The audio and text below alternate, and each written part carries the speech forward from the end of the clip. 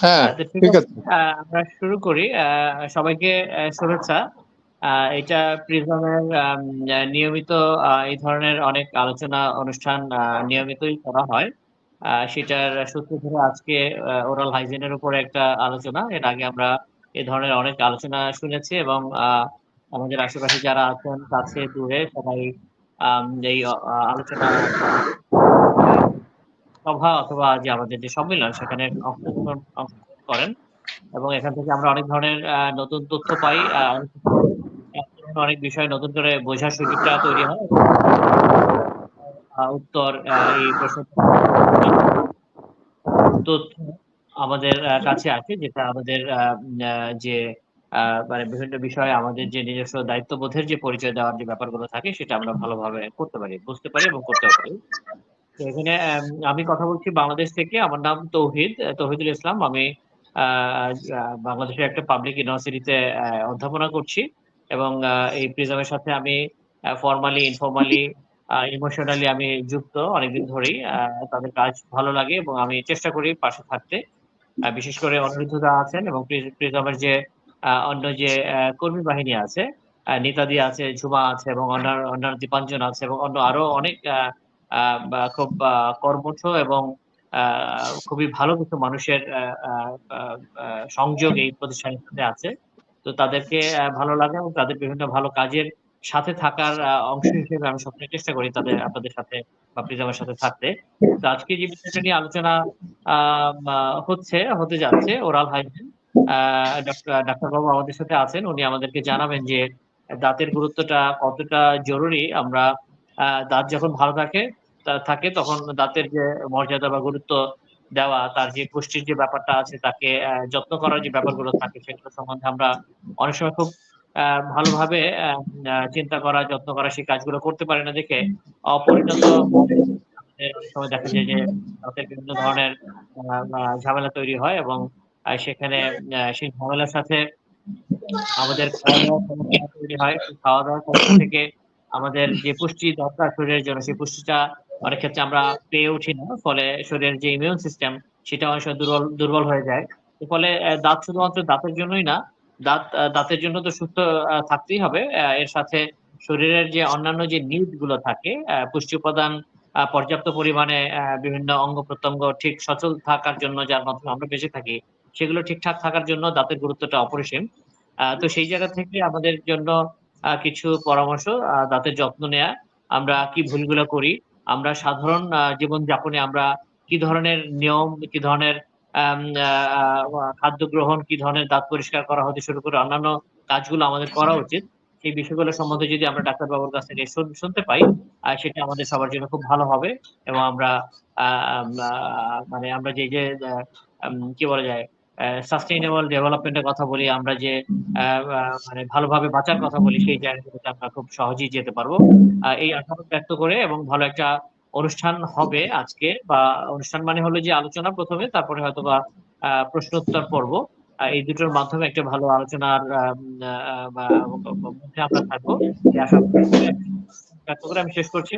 দীপাঞ্জন, তোমাকে আমি দিচ্ছি। তুমি এরপরে কিভাবে সঞ্চালনা করবে সেটা তুমি শুরু করতে পারো। ধন্যবাদ সবাইকে।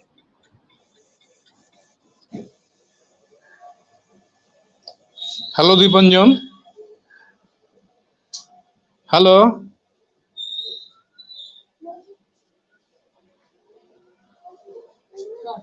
হ্যালো। হ্যালো। হ্যাঁ, সবাই কি শুনতে পাচ্ছে? হ্যাঁ স্যার, শোনা যাচ্ছে।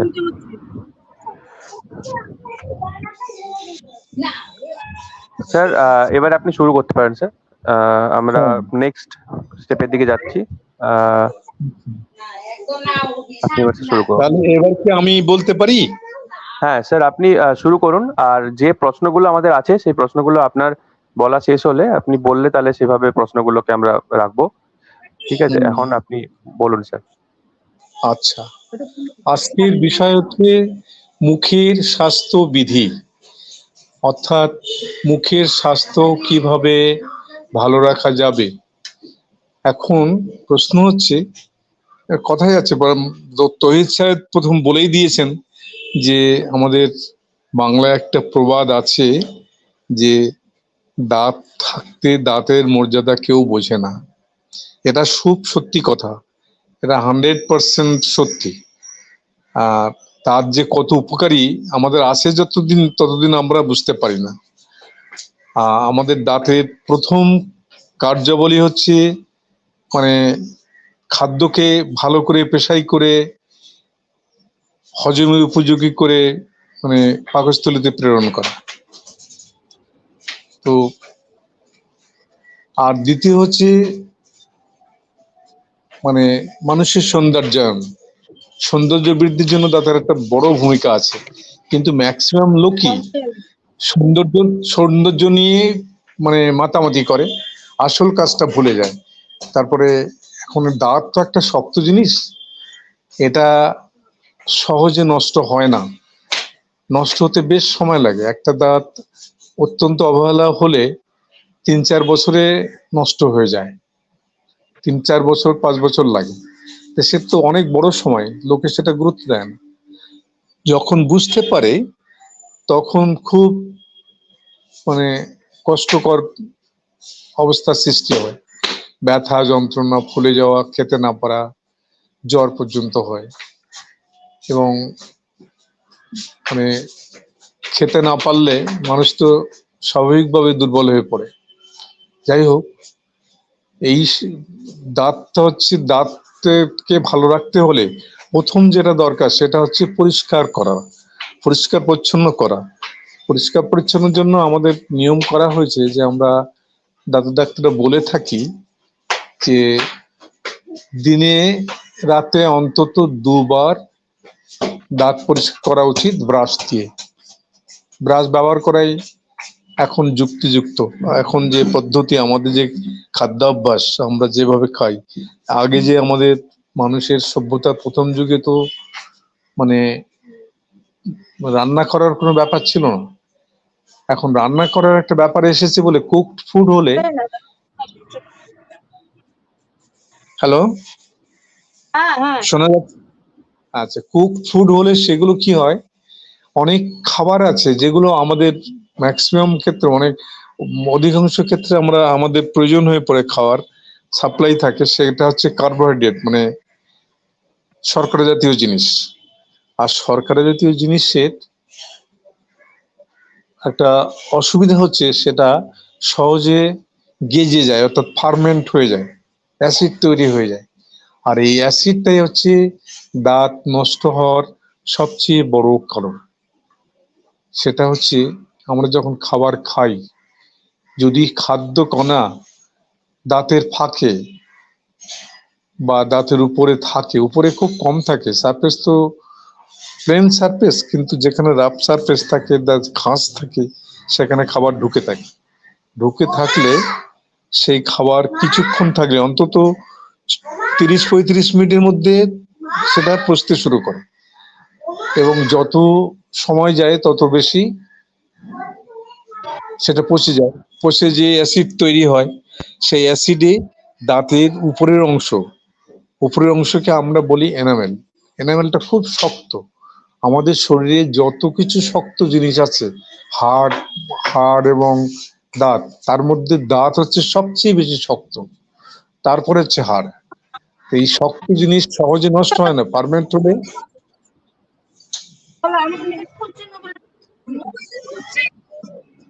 সরি, শব্দ হচ্ছে, আমার কথা কি শোনা যাচ্ছে? হ্যাঁ স্যার, শোনা যাচ্ছে স্যার। ওদিকে তো শব্দ হচ্ছে একটা। হ্যাঁ, সবাই একটু নিজেদের মাইকগুলো একটু মিউট রাখবেন। আচ্ছা, ঠিক আছে। তো ফার্মেন্ট হলে মানে গেজে গেলে যে অ্যাসিডে আস্তে আস্তে নষ্ট করতে থাকে এনামেল নষ্ট হলে সেটা তো 2-3 বছর লাগে। তারপরে অ্যাভারেজ সেটা 5 বছর হতে পারে, আবার কারো 2 বছরও হয়ে যেতে পারে। আর নষ্ট হলে যখন ব্যথার জায়গায় যায়, সেন্সিটিভ এরিয়াতে পৌঁছায়, এনামেলের কোনো সেন্সেশন নেই, মানে অনুভূতি বলে কিছু শব্দ বা ব্যবস্থা এনামেলের অংশে থাকে না, দাঁতের এনামেলের অংশে থাকে না। সেই জন্য এনামেল যতদিন নষ্ট হয় ততদিন মানুষ বুঝতে পারে না যে তার দাঁতে কিছু কষ্ট আছে।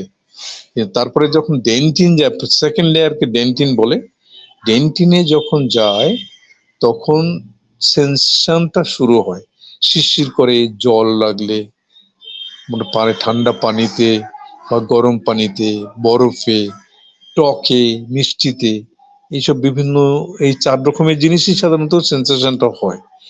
ডেন্টিন নষ্ট হতে হতে যখন তার দাঁতের শেষ যে লেয়ারটা, যে পর্দা, সেটা হচ্ছে পাল্প বলে, মানে দাঁতের মর্যাতে নার্ভ থাকে, সেখানে পৌঁছালে তখন প্রচন্ড ব্যথা হয়, ইনফেকশন হয়ে যায়, ফুলে যায়, যন্ত্রণা করে, খেতে পারে না, নানান রকম অবস্থা হয়। এইটা যেটা হয় সেটাকে কেরিজ বলে, যেটা বাংলাদেশে বলে পোকা লেগেছে। বাংলাদেশে বা ভারতের অনেক জায়গায় আছে যে কীড়া লেগেছে, পোকা লেগেছে, কিন্তু আমরা দেখেছি যে পোকা লেগেছে বলতে যা বোঝায় সে জিনিসটা কেরিজে হয় না। কেরিজে অ্যাসিডে দাঁত নষ্ট হতে হতে ব্যথার জায়গায় পৌঁছলে লোকে ব্যথা পায়, সেখানে ব্যাকটেরিয়া আসে ঠিকই, কিন্তু ব্যাকটেরিয়াটা জন্যই ব্যথাটা হয় না। ব্যাকটেরিয়া তখন ব্যথাটাকে আরো বাড়িয়ে দিতে পারে, কিন্তু সেন্সেশন বা ব্যথা ওই ব্যাকটেরিয়ার জন্য হয় না। ব্যথাটা হয় ওই অ্যাসিড ফর্মেশন হয়ে দাঁতটা নষ্ট হয়ে যে পাল্পে পৌঁছে গেলে, মজ্জাতে পৌঁছে গেলে তখন ব্যথাটা হয়। সেই ব্যথার থেকে রেহাই পেতে গেলে, এটা একটা কারণ দাঁত নষ্ট হওয়ার। আরো অনেক কারণ আছে, তার মধ্যে দ্বিতীয় কারণ হচ্ছে পেরিওডন্টাইটিস। সেটাকে বলে পেরিমিন সারাউন্ডিং, মানে দাঁতের চারিপাশে যে স্ট্রাকচারটা থাকে তাকে আমরা বলি পেরিওডনসিয়াম। পেরিওডনসিয়াম পেরিওডনসিয়ামের থিকনেস হচ্ছে 0.5 মিলিমিটার, মানে দাঁত আর হাড়ের মাঝখানে এই জিনিসটা থাকে, সেটার থিকনেস হচ্ছে 0.5 মিলিমিটার। 0.5 মিলিমিটার, 0.5 মানে 0.5 মিলিমিটার, মানে এত ছোট, তার মধ্যে 3 রকমের ফাইবার থাকে। তো এগুলো খুব শক্ত করে দাঁতকে হাড়ের সঙ্গে ধরে রাখে এবং বাফার অ্যাকশনের জন্য খুব উপকার করে। দাঁত আমরা যে খাচ্ছি খুব প্রেসার দিয়ে, যে প্রেসার আমরা খাওয়ার সময় দাঁতের উপরে দিই, সেটার পরিমাণ হচ্ছে মানে প্রতি ইঞ্চিতে 15 পাউন্ড, 15 পাউন্ড, প্রতি বর্গ ইঞ্চিতে 15 পাউন্ড করে প্রেসার দেওয়া হয় খাওয়ার সময়। তাহলে বুঝতে পাচ্ছেন যে কি পরিমাণ শক্তি দিয়ে আমরা পেশাই করি। দাঁত আমাদের কি পরিমাণ শক্তি দিয়ে খাদ্যগুলোকে পেশাই করে। এখন এত জোরে যে হঠাৎ কিছু যদি মানে মুখের মধ্যে পড়ে যায়, কোনো শরীর মানে আঙুল টাঙুল বিশেষ করে, এত লাগে যে আপনার কল্পনা করতে পারবেন না। যাই হোক, এই কেরিজ হচ্ছে মেইন দাঁত নষ্ট হওয়ার, আমাদের দেশে নষ্ট হওয়ার 90% কারণ হচ্ছে এই কেরিজ। তারপর পেরিডন্টাল মানে অসুখ, মানে দাঁতের যে মানে যে দাঁতে আটকে রাখে যে জিনিসটা হাড়ের সঙ্গে, সেই জিনিসটা নষ্ট হয়ে যাওয়া। প্রচন্ড অবহেলা না করলে সেটা কখনো নষ্ট হয় না। নষ্ট হলে কি হয়, দাঁতের সঙ্গে মাড়ির যে সরাসরি যোগ নেই, মানে দাঁতের উপরে মাড়ির খানিকটা ফ্রি থাকে, 1 থেকে 2 মিলিমিটার, মানে মাড়ি ফ্রি থাকে, নড়ে। সেটার কারণ আছে, সরাসরি যদি দাঁতের সঙ্গে মানে হাড়ের সঙ্গে দাঁত যোগ থাকতো, মাড়ি না থাকতো, তাহলে আমরা যে খেতাম, আমরা যে খাই, সেই খাদ্যগুলো সরাসরি গেঁথে যেত, খুব কষ্ট হতো। সেই জন্য প্রকৃতিতে এমন ভাবে তৈরি করা হয়েছে, প্রকৃতি বলুন বা ভগবান বলুন, যে যেভাবে মানে, আমরা প্রকৃতি বলি, প্রকৃতিতে এমন ভাবে তৈরি করা হয়েছে যে আমরা যখন খাদ্য খাই, সেটা সরাসরি দাঁতের সঙ্গে যে আমরা পেশাই করছি, দাঁতের থেকে যে তার নিচে যে খানিকটা অংশ, নিচে যে মাড়িটা আছে, সেখানে তো পেশাই করা জিনিসটা তো গেঁথে যেতে পারে, যাতে না যায় সেগুলো স্লিপারির জন্য ওটা খানিকটা সাসপেন্ডেড থাকে, একটু মানে ফ্রি থাকে, সে খাদ্যটাকে মানে বাইরে করে দেয় যাতে ঢুকতে না পারে দাঁতের মধ্যে, দাঁতের মাড়ির মধ্যে, পেরিডন্টাল লিগামেন্টের মধ্যে। এটা একটা প্রকৃতির খুব ভালো পদ্ধতি আর কি, আমাদেরকে সেভ করার জন্য। মানে প্রকৃতি প্রত্যেকটা জিনিস এমন ভাবে তৈরি করেছে যে আমরা যাতে সহজে নিরাপদ থাকতে পারি। যেমন চোখের সামনে যদি কেউ মানে হাত তুলে দেয়, আঙুল তুলে দেয়, মানে কোনো লাঠি দেয়, হঠাৎ চোখটা বন্ধ হয়ে যায়। এই যে রিফ্লেক্স অ্যাকশন, এটা হচ্ছে প্রকৃতির দান, সবার এটা থাকে হয়। যাই হোক, এই গেল পেরিওডন্সিয়াম, তার যে ডিজিজটা হয় তাকে বলে পেরিওডন্টাইটিস। সেটা ম্যাক্সিমাম অবহেলার জন্য হয়। তো খাদ্য অভ্যাসে একটা বিরাট ফ্যাক্টর থাকে, যারা প্রচুর স্মোক করে বা অ্যালকোহল নেয় তাদের পক্ষে পেরিওডন্টাল ডিজিজ গুলো হওয়ার সম্ভাবনা খুব বেশি থাকে। আর দাঁত না মাজার তো একটা ফ্যাক্টর অবশ্যই আছে, সেটা অবশ্যই আছে। যাই হোক, এখন এই হচ্ছে দাঁত নষ্ট হওয়ার প্রাথমিক কারণগুলি। এখন এই কারণ থেকে আমাদের রেহাই পেতে গেলে সাধারণত খাওয়ার পরেই, বিশেষ করে রাত্রে শোয়ার আগে ভালো করে ব্রাশ করা ভালো, ভালো করে ব্রাশ করা ভালো। সেটা খুব ভালো অভ্যাস, কারণ সারা রাত্রি যে আমরা ঘুমিয়ে থাকি, যদি খাদ্যাংশ যদি দাঁতের কোনায় লেগে থাকে সেগুলো সহজে গেজে যায়, মানে ফার্মেন্ট হয়ে যায়। সেই অ্যাসিড তৈরি হলে সে অনেক সময় পায়, 8 ঘন্টা সময় যথেষ্ট, সেখানে অনেক 7-8 ঘন্টা সময় পাচ্ছে, তো অনেকটা করে নষ্ট হয়। যদিও সেটা মিলিমাইক্রন হিসেবে নষ্টটা হয়, এরকম নষ্ট হতে হতে মানে এনামেল ধরুন 3-3.5 মিলিমিটার থাকে, থিকনেস থাকে, তারপর ডেন্টিনও এরকমও থাকে, তারপরে পাল। এতটা নষ্ট হতে অনেক দিন লাগে, প্রচুর দিন লেগে যায়। সচেতন হলে সেই নষ্ট হওয়াটাকে আমরা রোধ করতে পারি। তাহলে সেই জন্য ব্রাশ করা একটা ভালো পদ্ধতি, সেটা বিশেষ করে রাত্রি শোয়ার আগে একবার, আর সকালবেলা উঠে একবার। রাত্রি শোয়ার আগে করা সবচেয়ে ভালো, সকালবেলা না করলেও অসুবিধা নেই, হাত দিয়ে মেজে নিলেও হতে পারে, ব্রাশ করলে আরো ভালো। কিন্তু মানে রাত্রে মাজাটাই সবচেয়ে মানে এফেক্টিভ, মানে ফলযুক্ত হয়, ফলপ্রসূ হয় দাঁতটা সুস্থ রাখার পক্ষে, যাতে খাবার দাবার জমে না থাকে। দাঁতের মাজারও একটা নিয়ম আছে, সেটা হচ্ছে এই যে আমরা ব্রাশ ধরে সাধারণত কি করি, টু অ্যান্ড ফ্রো, মানে সোজা ঢুকিয়ে দিয়ে আবার বের করি, ঢুকিয়ে দিয়ে বার করি, এরকম ভাবে দুই দিকে করি, ভিতরে এরকম করি। কিন্তু এরকম নিয়ম নয়। নিয়ম হচ্ছে দাঁত যেখানে রয়েছে, দাঁত যেভাবে বাইরে রয়েছে, সেখানে ব্রাশটাকে 45 ডিগ্রি কোণ করে, মুখের ভেতরে 45 হচ্ছে না, 50 হচ্ছে না, 60 হচ্ছে না, 30 হচ্ছে, সেটা তো বোঝা যায় না। মোটামুটি কাত করে ধরে আস্তে করে উপরের দাঁত হলে উপর থেকে নিচে, যখন উপরের দাঁত করা হবে শুধু উপরের দাঁতে করা হবে, আর নিচের দাঁত হলে নিচের থেকে উপরে, এরকম করে আস্তে আস্তে করে প্রত্যেক জায়গায় দুটো তিনটে করে দাঁত একসঙ্গে ধরে ব্রাশের যে ব্রেসেলস গুলো আছে সেগুলো যে যতটুকু চওড়া, সেই চওড়াতে যতগুলো দাঁত কভার করতে পারে, ওই দুটো তিনটে দাঁত কভার করতে পারে, সেইভাবে আস্তে আস্তে করে করতে হয়, তাড়াহুড়ো করে করতে নেই। ব্রাশ করতে ম্যাক্সিমাম 5 মিনিট লাগতে পারে।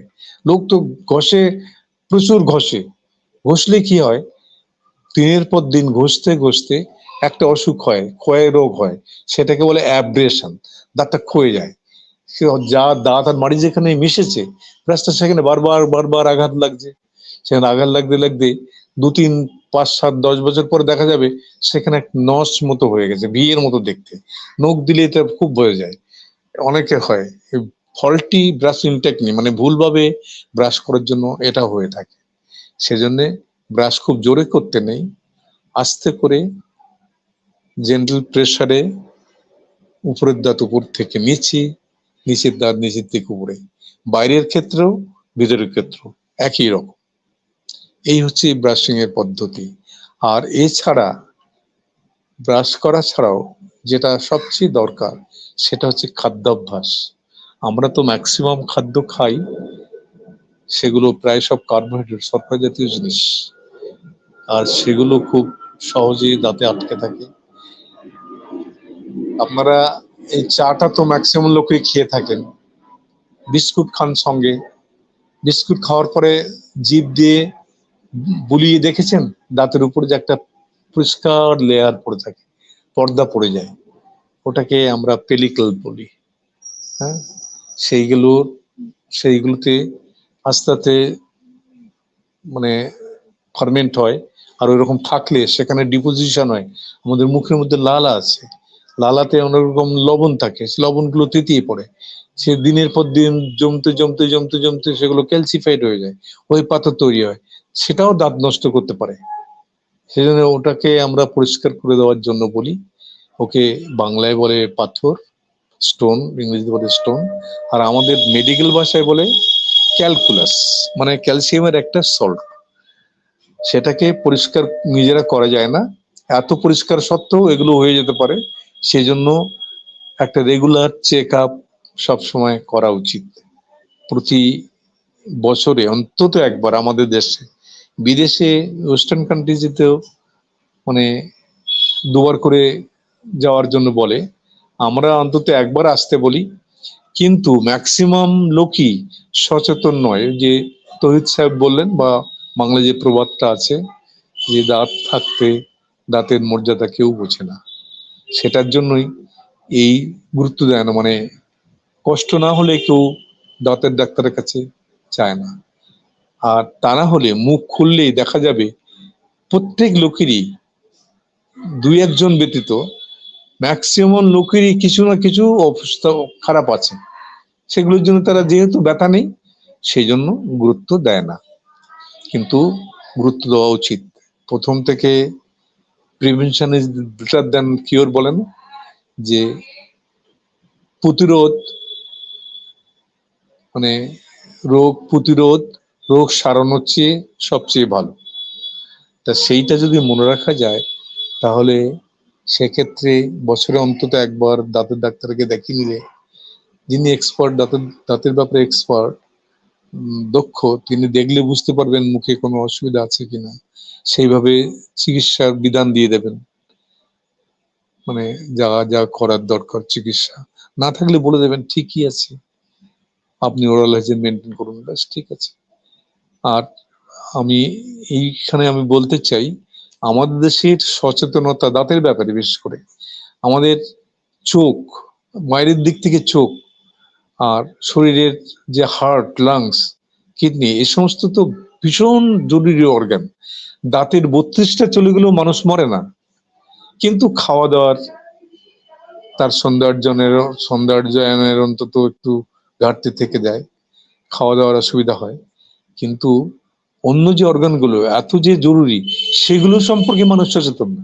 সেইটাই আমাদের কাছে খুব আশ্চর্য লাগে, যে মানুষ মোটেই সচেতন নয়। এগুলোকে প্রত্যেকেই সচেতন করে দেওয়া উচিত, যে আমাদের এই অর্গানগুলো আছে, বেঁচে থাকতে গেলে এগুলো সুস্থ রাখা খুব জরুরি। আর এই সচেতন হলে মানুষের যে এত অসুস্থতা, সেগুলোকে অনেক কমানো যায়। আর দাঁতের ব্যাপার হচ্ছে, অনেক সময় দাঁত নষ্ট হয়ে গেল, অনেক যন্ত্রণা সামান্য হয়ে, কারো কারো খুব বেশি যন্ত্রণা হয় না, ম্যাক্সিমাম লোকেরই যন্ত্রণা হয়, মানে দাঁত ক্ষয় রোগের জন্য, যেটা কেরিস বা পেরিওডন্টাল ডিজিজের জন্য খুব যন্ত্রণা হয়, তখন তো চিকিৎসার দরকার হয়ই। অনেকের যন্ত্রণা হয় না, নষ্ট হতে হতে দাঁতের গোড়াগুলো উপর থেকে পড়ে, উপরে ক্রাউন পোর্শনটা, মুকুট পোর্শনটা পড়ে যায়, দুটি গোড়া থাকে, সেটা আর যন্ত্রণা হয় না। কিন্তু সেটা আরো মারাত্মক। মেডিকেল সায়েন্সের এই যে রেমনেন্টস অফ দ্য টিথ, মানে দাঁতের যে গোড়াগুলো, অংশগুলো পড়ে থাকে, এগুলো মারাত্মক। মারাত্মক এই জন্য ওগুলোকে বলে সেপটিক ফোকাস। সেপটিক ফোকাস হচ্ছে এমন একটা ফোকাস যেখান থেকে সেপটিসেমিয়া, মানে সেপটিক জিনিস শরীরের অন্য জায়গায় ছড়াতে পারে। এখন মুখের কাছাকাছি আছে চোখ, নাক, কান, গলা, আর দূরে আছে হার্ট, লাংস, কিডনি, তারপরে জয়েন্টস। এইগুলো এফেক্ট হতে পারে দাঁতের থেকে। দাঁতের ওই যে অংশগুলো পড়ে থাকে, সেগুলো চিকিৎসা না করলে, এগুলো রিমুভ না করলে যে কোনো মুহূর্তে অসুস্থতা দেখা দিতে পারে। আর সেটা কি কারণে হয় অনেক সময় ডাক্তাররা ধরতে পারে না। আর বলে রাখি, আমাদের জীবনে, মানে মানুষের জীবনে দুটো জিনিস মানুষ খুব মানে সেফটি ভাবে তাদেরকে রক্ষা করে, সেটা হচ্ছে মানুষের মানে উভয় হোক, মানে ছেলে হোক মেয়ে হোক, তাদের মুখ আর মেয়েদের জ্বরেও এগুলো ভীষণ প্রোটেক্টিভ। সহজে কিন্তু ইনফেকশন হয় না, কিন্তু একবার ইনফেকশন হলে খুব কষ্টকর হয়ে যায় বা কষ্টদায়ক হয়ে যায়।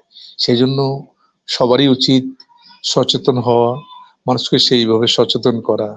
যারা ডাক্তার আছি আর স্বাস্থ্যকর্মী যারা আছে, তাদের প্রত্যেকেরই উচিত আহ, মানুষকে একত্রিত করে আহ, সেগুলোকে সচেতনতার পাঠ দেওয়া।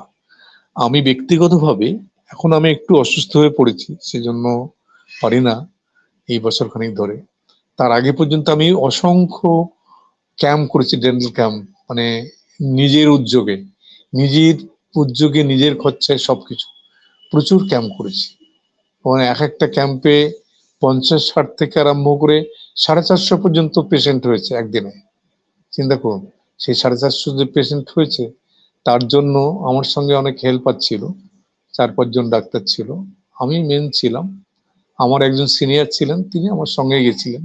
যাই হোক, এই সচেতন করে দেওয়া যে ক্যাম্প করে ডাক্তাররা তো করতেই পারে, আর স্বাস্থ্যকর্মী যারা আছে বা যারা সমাজসেবী, তারাও এইসব ক্যাম্পগুলোর অ্যারেঞ্জমেন্ট করে ডাক্তারকে ইনভাইট করে নিয়ে যেয়ে এই ক্যাম্পগুলো করতে পারে, খুব ভালো হয় তার তার সে ব্যাপারে।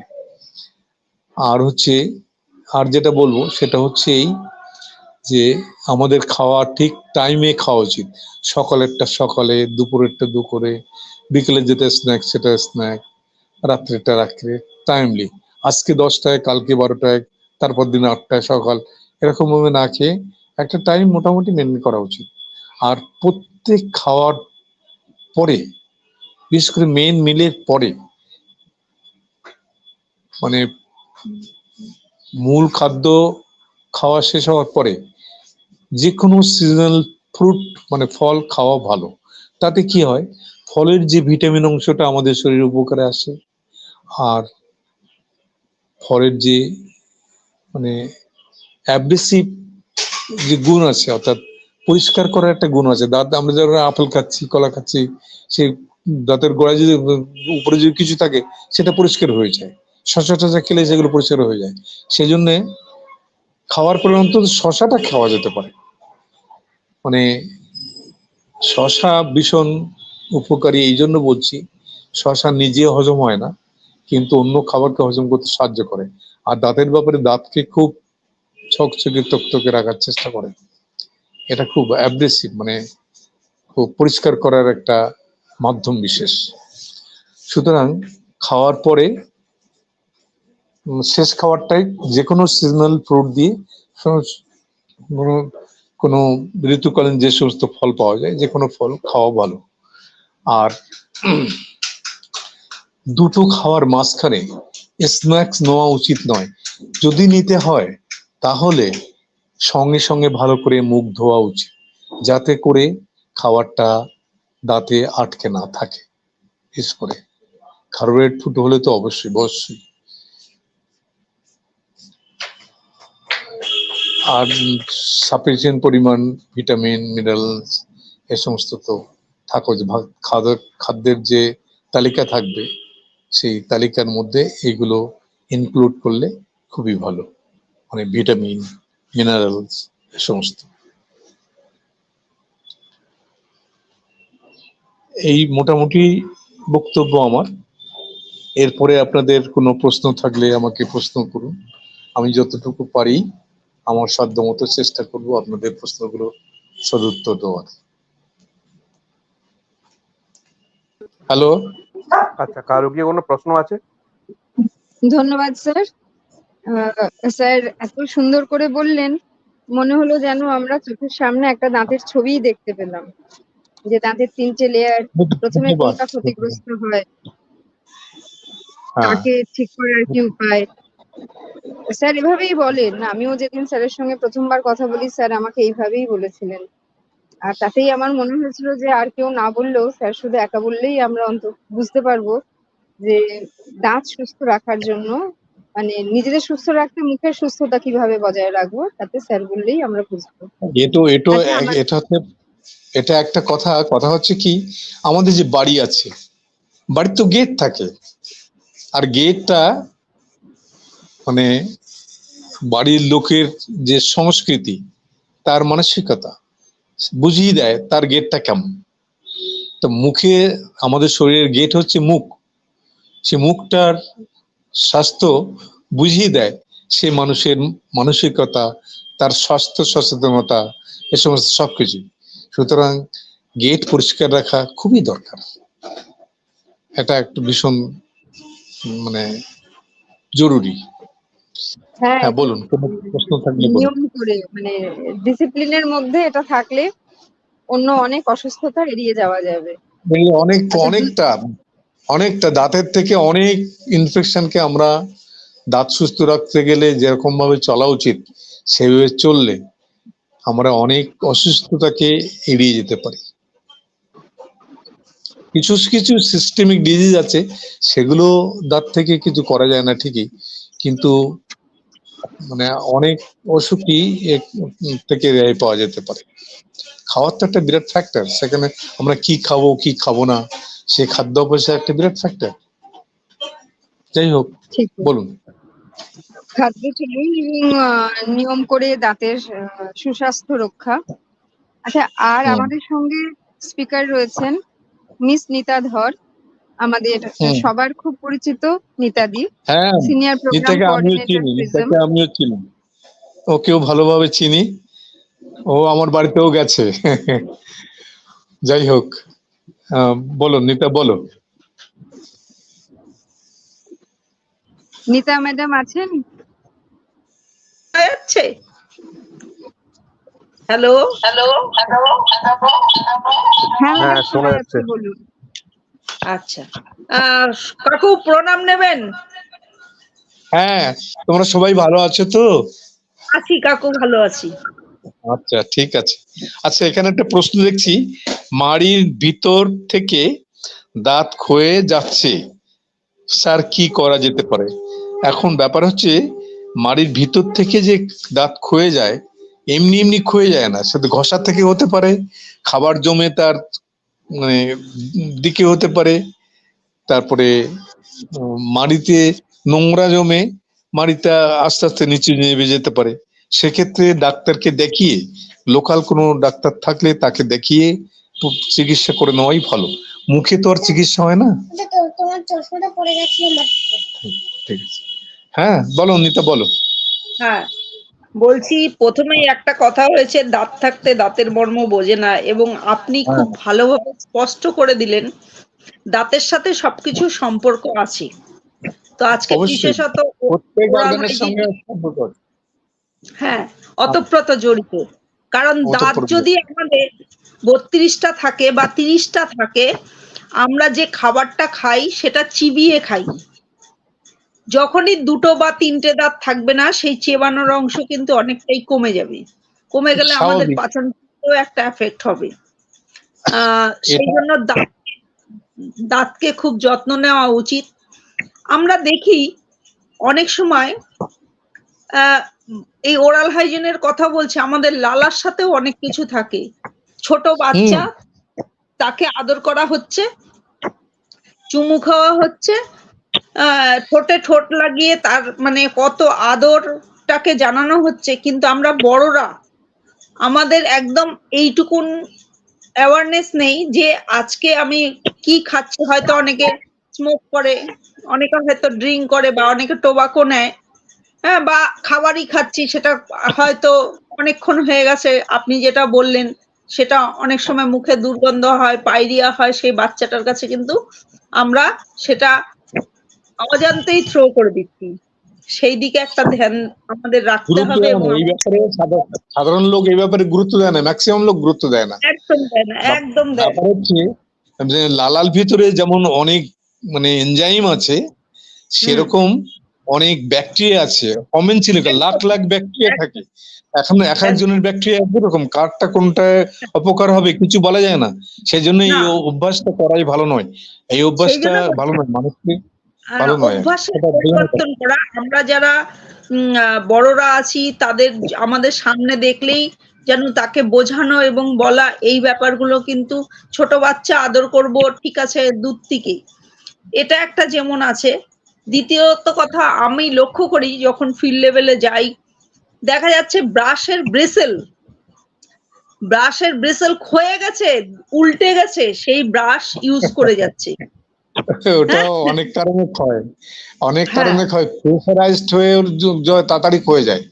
এমনিতে হ্যাঁ। ব্যবহার করলে তো ক্ষয়ই, সেজন্য আর 3 মাস 3.5 মাস 4 মাসের মধ্যে আমরা জিউরালি পাল্টাতে বলি, কিন্তু অনেকে একদম। 6 মাস 7 মাস 1 বছর ধরে চালাচ্ছে। হ্যাঁ, হ্যাঁ। একদম একদম। আর চলছে তো বাজারে চলছে, থেকে চলছে। যখন বিক্রি হয় হার্ড ব্রাশ কিনতে চায়। হার্ড ব্রাশ না, যত use কম করবে আমি তত ভালো। এই ব্যাপারে আমি অ্যাডভাইস করব, হার্ড ব্রাশ কারো কারোর প্রেসক্রিপশন করা হয়, কিন্তু খুব রেয়ার। মানে মিডিয়াম rare। টাইপের ব্রাশই সবচেয়ে ভালো, হ্যাঁ, মিডিয়াম মিডিয়াম টাইপের অথবা ব্রাশই ভালো। বিশেষ করে আর ছোট যাদের বাচ্চা যাদের মাড়ির অসুখ আছে তাদের সফট ব্রাশ, সব সফট ব্রাশ। ব্রাশ প্রাথমিকভাবে, তারপর মাড়ির অসুখ সেরে গেলে তখন মিডিয়াম ব্রাশ। ডাক্তার প্রেসক্রাইব করা ছাড়া হার্ড ব্রাশ মনে হয় ইউজ করা ঠিক না, আমি যতটা জানি। এখন কাকু বলতে পারবে। এক্স্যাক্টলি। আর মিডিয়াম অথবা সফট ব্রাশ ইউজ করা ভালো। অন্তত পক্ষে 3 মাস ইউজ করে সেই ব্রাশ ফেলে দেওয়া উচিত। একদম। খুব বেশি হলে আমরা তো 3 মাস। এইভাবে বলি সবাইকে। হ্যাঁ, এটা আমরা যারা আছি তাদেরকে দিয়ে সচেতন করা, মানুষকে জানানো। আজকের প্রোগ্রামটা উদ্দেশ্য হলো তাই এটা। আর দ্বিতীয় কথা, দাঁত যখনই কোনো কিছু দাঁতের প্রবলেম হবে, আমার মনে হয় সবার আগে ডাক্তার কনসালটেট করা উচিত। কারণ দাঁত একটা মানুষের শরীরে ইম্পর্টেন্ট জিনিস। দাঁত থেকে অনেক কিছু হতে পারে। অনেকের অভ্যাস আছে একটু মাংস খেলো একটু খোঁচালো, হ্যাঁ, অনেকের অভ্যাস সেটপিন দিয়ে খোঁচানো, এগুলো না, এটা বেশ ভালো নয়। এগুলো যদি একদম খোঁচাতে বদ হয়, অভ্যাস। সাধারণত এটা কি একেবারে হয়, একটা কথা বলিনি, সাধারণত বয়স 35 হওয়ার পরে ম্যাক্সিমাম লোকেরই সবকিছু ডিকি হতে থাকে, দাঁতও ডিকে হয়, এবং দুই দাঁতের সঙ্গে যে জয়েন্ট থাকে, একটা দাঁতের সঙ্গে দাঁতটা জয়েন্ট থাকে, তাকে বলে কন্ট্যাক্ট পয়েন্ট। এই কন্ট্যাক্ট পয়েন্টটা কিছুটা নষ্ট হয়, ফাঁক হয়ে যায়, আর ভিতরের মাড়ি তো ক্ষয়ে যায়। মানে ইন্টারডেন্টাল যে সেপ্টাম বলে আর কি, সেই অ্যালভিওলার বোনটা নষ্ট হয়ে যায়, সেখানে পকেট তৈরি হয়ে যেয়ে খাবার ঢুকে যায়। সেগুলো নরম কাঠি দিয়ে বার করা যেতে পারে, আর কাঠি দিয়ে না হলে একরকম সুতো পাওয়া যায়, তাকে বলে ডেন্টাল ফ্লস, সেটা ব্যবহার করা যেতে পারে। আচ্ছা, এখানে একটা প্রশ্ন আসছে, আবার বলছে মাংসের ভিতর থেকে মানে ক্ষয় হচ্ছে, মাংসের ভিতর থেকে সাধারণত ক্ষয় সাধারণত হয় না, আমি বুঝতে পারছি না। আর আপনি বা তুমি যেই হোক যেটা প্রশ্নটা করেছো, আমার মনে হয় রামকৃষ্ণ। হ্যাঁ হ্যাঁ, স্যার নমস্কার স্যার, আপনার এই রামকৃষ্ণ। প্রশ্নগুলো, হ্যাঁ স্যার খুব ভালো আলোচনা এখানে ব্যাপার হয়েছে। হচ্ছে, আমি এইখানে বলছি, হ্যাঁ স্যার আমি বলছি কি, এইটা আমি প্রশ্নটা করছিলাম, আমি ওপিজি করার পরে আমার এক বন্ধুকে এইটা হয়েছে। ওপরের মাড়ি থেকে দাঁতগুলো খুব ভালো আছে, নিচের মাড়িতে হচ্ছে তার মাংসের ভিতর থেকে দাঁতগুলো খেয়ে যাচ্ছে, ওপরে কিন্তু সবই ঠিক আছে, কিন্তু প্রথম ধরা পড়ে হচ্ছে তার মাড়ি ফুলে যায়। তাহলে এটা পেরিওডন্টাল ডিজিজ, এটা পেরিওডন্টাল ডিজিজ বলে, একে বলে পেরিওডন্টাল ডিজিজ। ডাক্তারকে দেখি, ওটা ওষুধে কখনো সারে না, অপারেশন করতে হয়। হ্যাঁ, জিঞ্জিভেক্টমি বলে। বা ডাক্তার বলছে কি এইখানে এই নিচের মাড়িতে কোনো দাঁতই তারে থাকবে না। না, সেটা আমি এইভাবে আমি বলতে পারছি না। আমার পক্ষে এক্সরে দেখে এবং পেশেন্ট দেখে তারপরে এক্সরে দেখে মানে মন্তব্য করা সম্ভব। আমি ওইভাবে মন্তব্য করব না, মানে মানুষকে ভড়কে দেওয়া, মানে মানে এ করে চমকে দেওয়ার তো আমাদের উদ্দেশ্য নয়। উদ্দেশ্য হচ্ছে সঠিক অ্যাডভাইস তো দেওয়া, সেটা সঠিকভাবে না জেনে এইভাবে মানে বলা সম্ভব নয়।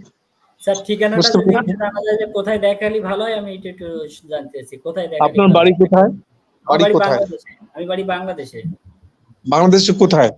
বাংলাদেশের একদম উপকূলীয় এলাকায়, শ্যামনগর। শ্যামনগর, কালীগঞ্জ থানার দক্ষিণে, কালীগঞ্জের দক্ষিণে। হ্যাঁ, কালীগঞ্জের পরে হচ্ছে শ্যামনগর, কালীগঞ্জের পরেই। হ্যাঁ, তারপরে তো সুন্দরবন। হ্যাঁ সুন্দরবন, ওই সুন্দরবনে পারে। হ্যাঁ, বুঝেছি, আমি তো জানি না ওখানে কে আছে না আছে। তুমি সাতক্ষীরা একবার আসতে পারো, দেখাতে পারো। স্যার আমি ইন্ডিয়াতে তাকে ঠিকানা দিতে পারি, যদি ঠিকানা পাওয়া যায় তাহলে আমি ইন্ডিয়াতে তাকে অ্যাপোর্ট করতে পারি। ইন্ডিয়াতে তুমি দেখাতে চাও? হ্যাঁ ইন্ডিয়াতে, তাহলে তাকে বলি ইন্ডিয়াতে দেখাতে। ইন্ডিয়াতে তাহলে দেখালে সবচেয়ে ভালো হবে। এখন অনেক ডাক্তার আছে, ওরকম পার্টিকুলার না যেয়ে ডেন্টাল হসপিটালে আসাই সবচেয়ে ভালো। সেখানে সবচেয়ে ভালো ব্যবস্থা আছে। আর হোমমেড ডেন্টাল কলেজ, সেখানে ব্যবস্থা সবচেয়ে ভালো। প্রাইভেট দেখালে ঠিক উল্টো দিকে, নীলরতন হসপিটালের উল্টো দিকে, ঠিক আছে, শিয়ালদার নীলরতন হসপিটালের উল্টো দিকে। আচ্ছা আচ্ছা ঠিক আছে। আচ্ছা, ওটা আগের বিল্ডিং, এখন নতুন বিল্ডিং হয়েছে নীলরতনের সঙ্গে, মানে আরো দক্ষিণ দিকে, যে হ্যাঁ, হ্যাঁ। আমাদের যে স্টুডেন্ট সেলতম আছে তার আগে। হ্যাঁ হ্যাঁ হ্যাঁ। ওখানে সেন্ট্রাল মেডিকেল স্টোর আছে তার পাশে। ওই ডেন্টাল কলেজ যেটা নীলরতনের অপোজিটে, ঠিক তার অপোজিটে আছে নতুন বিল্ডিং হয়েছে। যাই হোক, ওখানে গেলে অসুবিধা হবে না, ঠিক দেখে দেবে এবং বলে দেবে কি আছে না আছে। স্যার ঠিক আছে, ধন্যবাদ। আর একটা বিষয় আমি বলতে চাই যে এখন একটা ফ্যাশন হয়ে গেছে, একটা ওয়াশরুম হবে, ওয়াশরুমের পাশে সুন্দর আয়না হবে, আয়নার পাশে একটা র‍্যাক হবে এবং সকলের ব্রাশ ওখানে থাকবে। কিন্তু মানুষের ধারণা খুব কম আছে যে কেউ যদি টয়লেটে যায়, টয়লেটে যাওয়ার পরে সেই টয়লেটের জার্ম কিন্তু 2 ঘন্টা থাকে এবং 6 মিটার উচ্চতা অ্যারাউন্ডে ওই জার্ম ঘুরতে থাকে। তা এখন যদি ওখানে ব্রাশ রাখা হয়, ব্রাশের প্রত্যেকটা ব্রাশের নিজস্ব একটা গন্ধ আছে, সেই ব্যাকটেরিয়া গুলো কিন্তু ব্রাশের ব্রিসেলে কিন্তু থাকে, হয়ে যায়। তো সেটা হ্যাঁ ব্রাশে হয়ে চলে যায়। তো সেটা না জানতেই আমরা কিন্তু ওর মধ্যে পেস্ট লাগিয়ে আবার কিন্তু ব্রাশ করি। সেই জন্য একটা অনুরোধ জানাচ্ছি এই প্রোগ্রামের মাধ্যমে, প্লিজ আপনারা কেউ ওয়াশরুমে বা বাথরুমে যাই বলুন না কেন, আপনারা ব্রাশ রাখবেন না। আপনারা নির্দিষ্ট একটা ব্রাশের জায়গা করুন, সেখানেই রাখুন। ভালো ভালো সাজেশন, ভালো মানে জানা ছিল না, ভালো হয়েছে, খুব ভালো হয়েছে, খুব ভালো। তো এটা আমার বলার। আর হলো দাঁতের যত্ন অবশ্যই নেওয়া উচিত, কারণ দাঁত আমাদের বিশাল সম্পদ। দাঁতের সাথে কাকু বলেছেন সবকিছু জড়িয়ে আছে। তো এইটুকুন আমার বলা। ঠিক আছে, আর কোনো কিছু প্রশ্ন?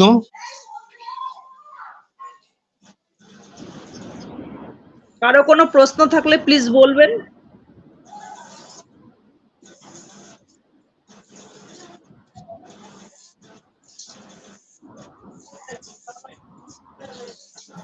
স্যার আমার একটা প্রশ্ন আছে স্যার। হ্যাঁ বলো।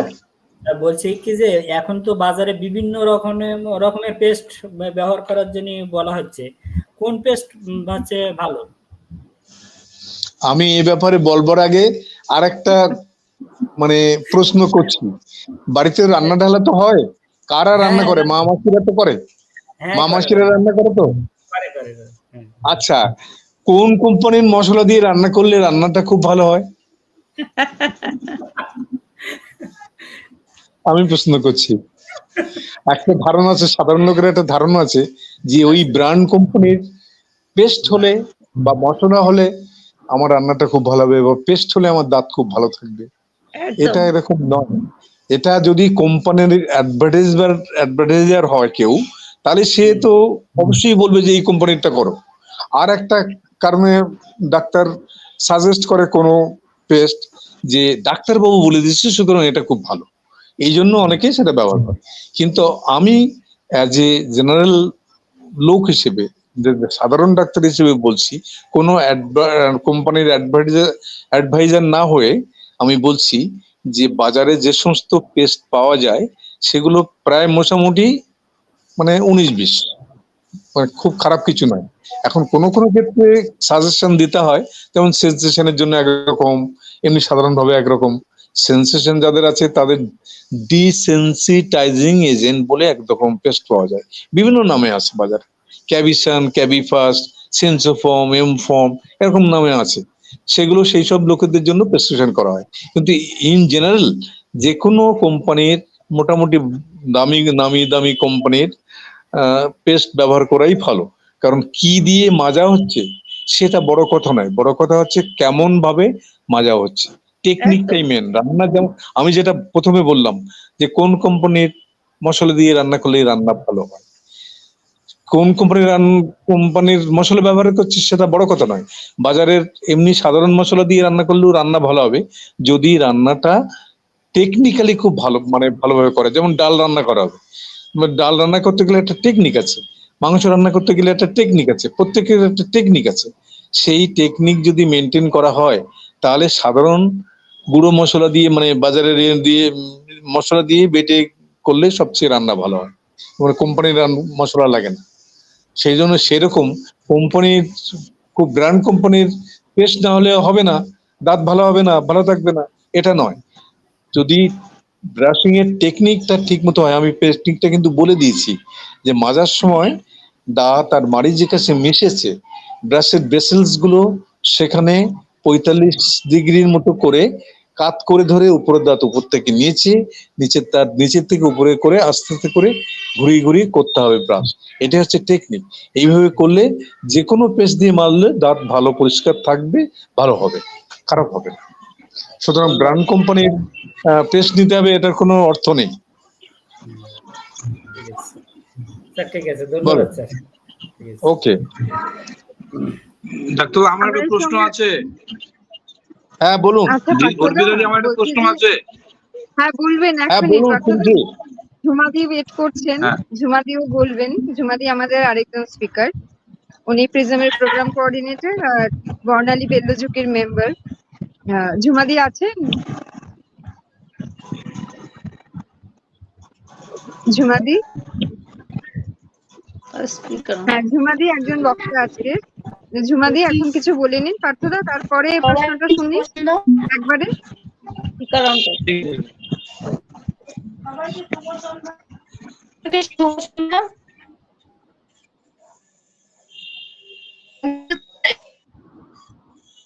হ্যাঁ, কথা কিন্তু মানে ডিস্টার্ব হচ্ছে।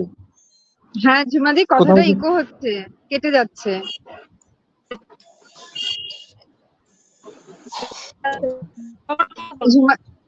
কথাটা কেটে কেটে আসছে। শোনা যাচ্ছে? হ্যাঁ এবার শোনা যাচ্ছে। এবার শোনাটাই শোনা গেল ঠিকঠাক। আচ্ছা ঠিক আছে। এবার শোনা যাচ্ছে। সবাইকে আমি একটা কথা বলবো, যেমন কাকু দিয়েছে, ইত্যাদিও বলেছে, একটা একই প্রবলেম হচ্ছে, ইকো হচ্ছে।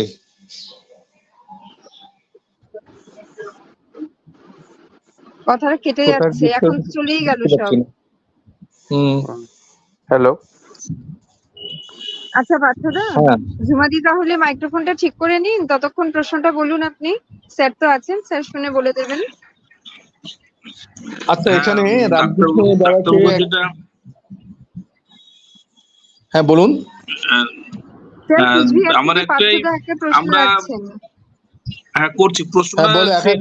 আমার একটা নিজস্ব ভুল, সেই ভুলটা শুধরাবার জন্য একটা পথ চাইছি। সেটা হলো যে রাত্রিবেলা আমরা খাওয়া দাওয়া করে ব্রাশ করি, ব্রাশ করার পরে আমরা সকালবেলা যখন ঘুম থেকে উঠি তা তখন মনে হয় যে দাঁত তো ফ্রেশই আছে, রাতে ব্রাশ করেছি, তো জিহ্বাতে যখন দাঁতটা আমি ভিতরে করছি, অ্যাকশন করছি, তখন মনে হচ্ছে ফ্রেশ আছে।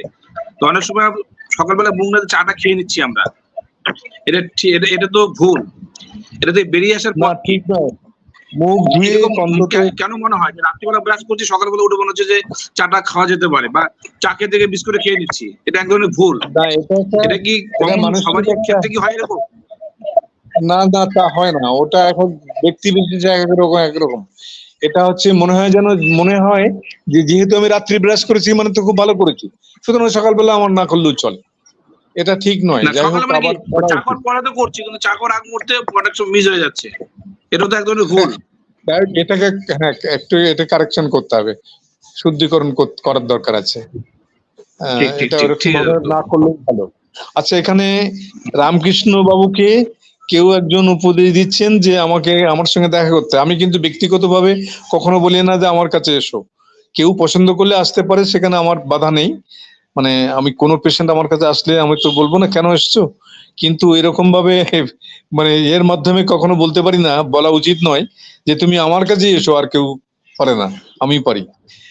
যাই হোক, স্যার ওটা আমি রামকৃষ্ণ বাবু, লিখেছিলাম যে আপনার সঙ্গে যেহেতু রামকৃষ্ণ দাদার কথা হচ্ছে, যে একবার যদি আপনার সঙ্গে সে কথা আসলে বলে আসতে নেয়। পারে, আসলে আমি নিশ্চয়ই সাজেশন দেবো, কিন্তু আমি এই আর আপনি তো প্ল্যাটফর্মে বলেই থেকে আমি দিলেন কখনো বলতে পারি না যে হসপিটালে যাওয়ার জন্য। আমার কাছেই এসো, এ কথা আমি বলতে পারি না না স্যার, এই না স্যার, প্ল্যাটফর্মে স্যার দাঁড়িয়ে। ওটা তো ঠিক না না। স্যার, ঠিক আছে স্যার, আপনি বলেননি, কিন্তু দিদি বলেছে ভালো, ভালোর জন্যই তো বলেছে। আপনি না আসে গেলেও তো একটু না না, আমি বলছি যে আমি ক্লারিফাই করে দিলাম। আমি আমি এরকম একটা বাজে লোক, এমন একটা বাজে লোক যে কখনো নিজের প্রচারের জন্য কখনো বলি যে তুমি আমার কাছে এসো। না যারা আপনি তো আসে বলবেন না পেশেন্ট, স্যার, আপনি তো বলবেন না, কিন্তু আমার নিজের আপনার সঙ্গে কথা বলে এত মানে এতটাই অন্যরকম লেগেছে, আমি তাই আপনার পারমিশন না নিয়েই স্যার বলে ফেলেছি না যে ঠিক আছে, নো পরের বার আসবে যখন প্রবলেম, ট্রিটমেন্ট হিস্ট্রি নিয়ে আপনার কোনো কাছে যেন সমস্যা আসে। নেই। সেটা আসতেই পারে, কিন্তু আমি ব্যক্তিগতভাবে সেটাকে আমন্ত্রণ করছি না। যাই হোক, আচ্ছা ঠিক আছে আসলে স্যার, আমি সরি, ওটা রামকৃষ্ণ দাদা বুঝে না নেবে। না ঠিক আছে, নো প্রবলেম। আচ্ছা ঝুমাদি, এখন কি কথা বলতে পারবেন? ঝুমাদি আছেন তো?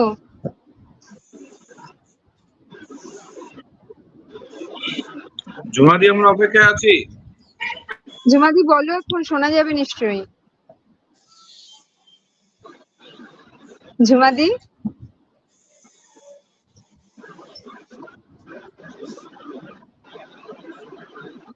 ঝুমাদির তো মাইক্রোফোন ক্যামেরা দুটোই অফ হয়ে গেল।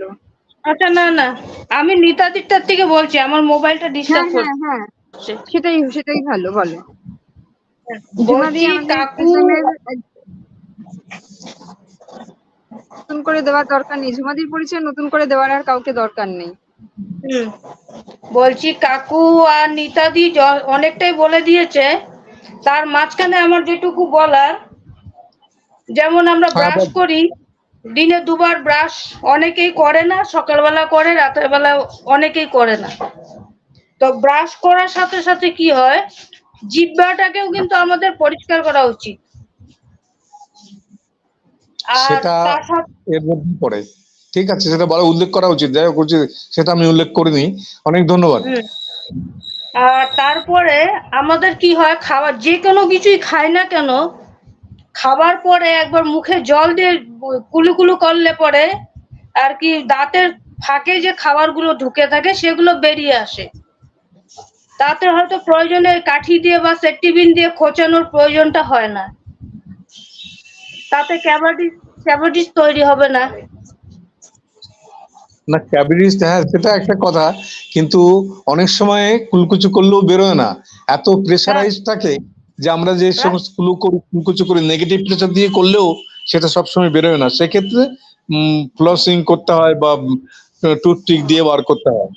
যাই হোক, যেটা না করতে পারলে ভালো, এরকম করলে বেরিয়ে গেলে তো ভালোই, তাহলে ফ্লসিং বা মানে টুথপিক ব্যবহার করার দরকার হয় না।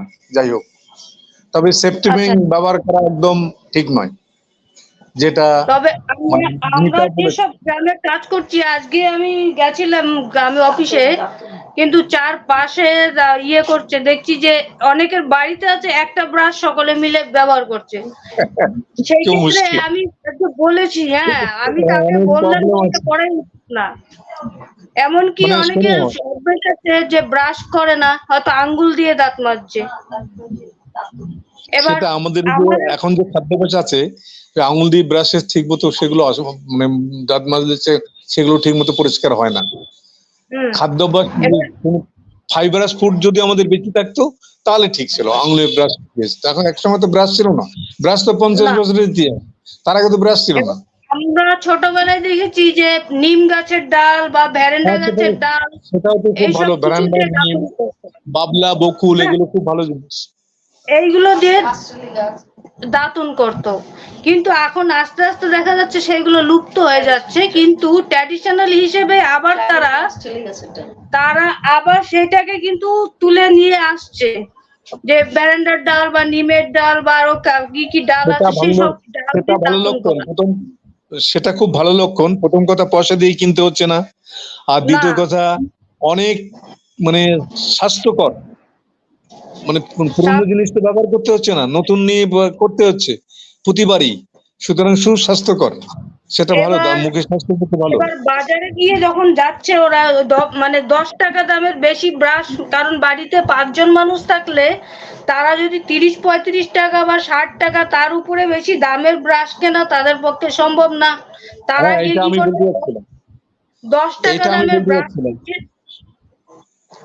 10 টাকা দামের ব্রাশ কিনছে, আর সব থেকে লো যে কোলগেটটা দাম, মানে কম, খালি দাঁত মাজা নিয়ে কাজ, আর কোনো কিছু নেই, সেটা দিয়ে দাঁত মাজ, সেটা দিয়ে চেষ্টা করে সেটা দিয়ে ব্যবহার করতে, কিন্তু সেটা করতে গিয়ে যে তার কতটা ক্ষতিকারক করছে সেটা তা অনেকেরই সচেতনতা বা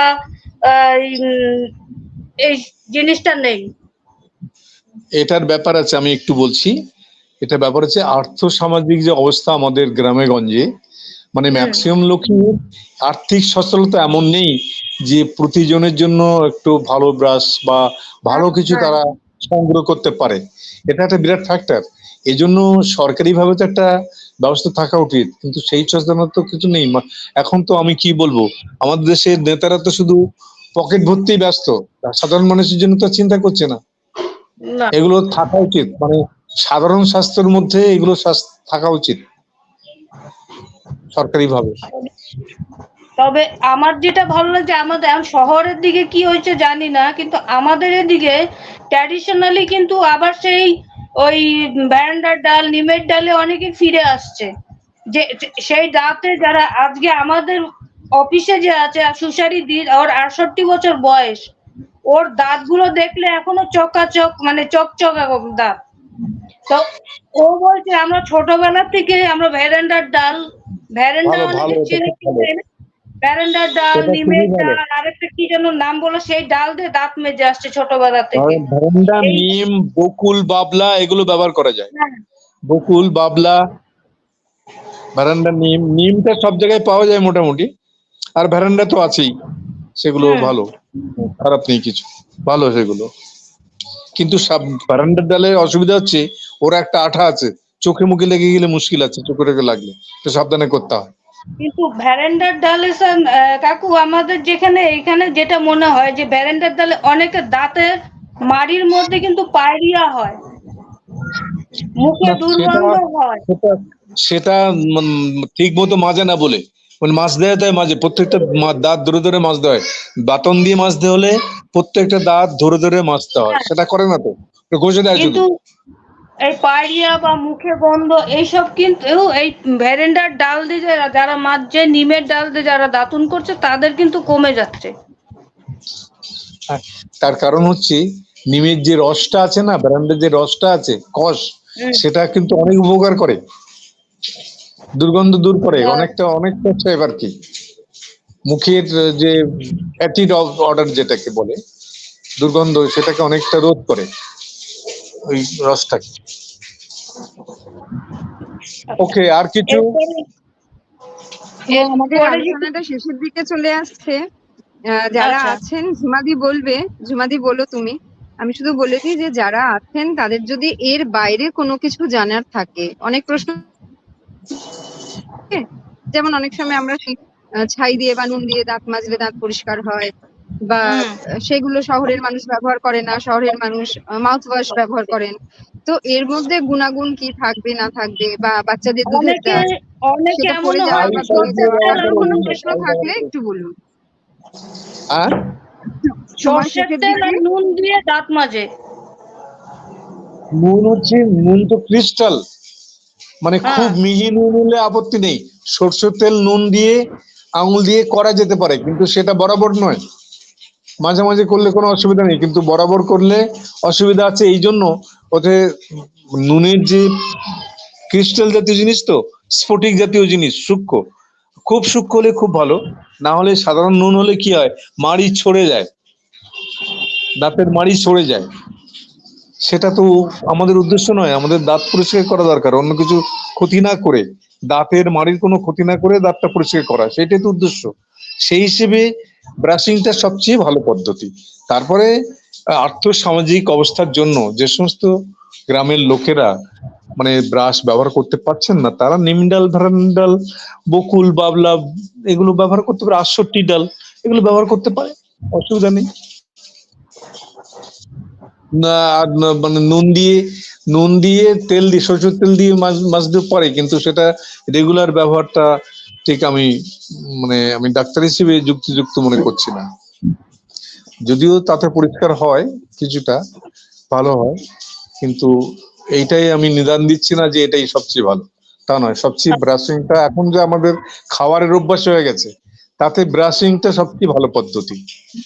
50 বছর আগে তো ব্রাশ ছিল না, তখন খাদ্যাভ্যাস তো ছিল অন্যরকম। আমাদের 50 বছর আমাদের খাবার অনেক পাল্টে গেছে, মানে দ্রুত পাল্টে গেছে। মানে কাঁচা মাংস, কাঁচা খাওয়ার থেকে আরম্ভ করে কত হাজার বছর লেগেছে, রান্না খাবার যেই আসলো অমনি আমাদের খাদ্যাভ্যাসটা পাল্টে গেল। সেই পাল্টে যাওয়ার পরের থেকে তো আমাদের অনেক সচেতন হতে হচ্ছে। নাহলে আগে তো দাঁত মাজার কথা তো প্রশ্নই ছিল না, কেউ জানতো না এগুলো দাঁত মাজ দেয়, অমুক করতে হয় তমুক করতে হয়। আমরা এখন আধুনিক খাবারে অভ্যস্ত হয়ে গেছি, সেই জন্য দাঁত মাজা একটা বিরাট মানে দৈনন্দিন কাজের মধ্যে পড়ে যাচ্ছে, মানে প্রথম কাজের মধ্যে দাঁত মাজাটাই পড়ে যাচ্ছে আর কি, সেটা উচিত। যাই হোক, আচ্ছা ঠিক আছে, ধন্যবাদ, আমার এইটুকুই বলার ছিল। তাহলে আমরা কি এখন শেষ করতে পারছি?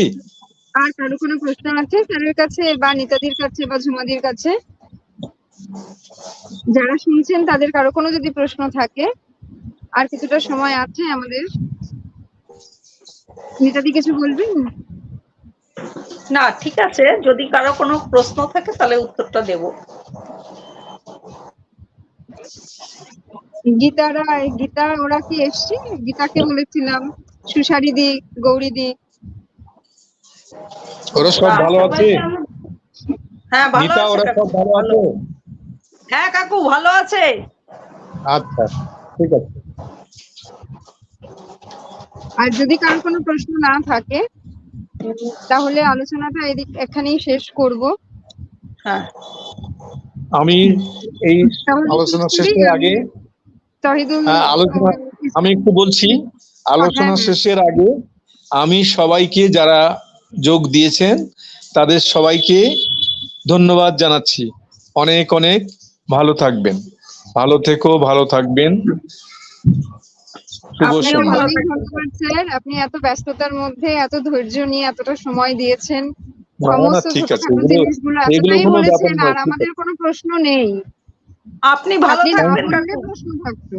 অনেক আপনি এতটাই ধন্যবাদ। বুঝিয়ে বলেছেন, প্রশ্ন আর তেমন ভাবে নেই। তবুও যার যা থাকবে যদি গ্রুপে কেউ আমাদের জানান, আবার আমরা আপনার সঙ্গে যোগাযোগ করব স্যার। ওকে ওকে, ধন্যবাদ। আপনাকে আমার প্রণাম জানালাম, আপনি আমার প্রণাম নেবেন। আমার শুভেচ্ছা রইলো সবার প্রতি, ভালোবাসার শুভেচ্ছা, বড়দের প্রণাম থাকলো। হ্যাঁ ডাক্তার, ভালো থাকবেন, আপনি সুস্থ থাকবেন। খুবই সুন্দর লাগলো, অনেক কিছু জানতে পারলাম। কিছু অভ্যেসের পরিবর্তন নিজেকে করতে হবে সেটা বুঝলাম। অনেক অনেক ধন্যবাদ। ঠিক আছে, লাইফস্টাইল তাহলে মডিফিকেশন।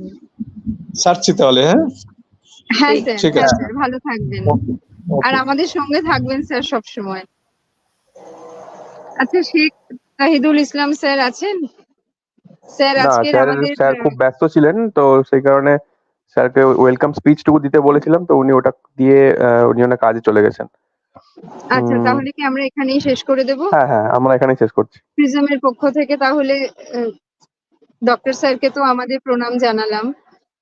শেখ তাহিদুল ইসলাম স্যার ব্যস্ততার কারণে যেটুকু সময় দিয়েছেন, স্যারকে অসংখ্য ধন্যবাদ। স্যারকে আমাদের নমস্কার জানাই প্রিজমের পক্ষ থেকে।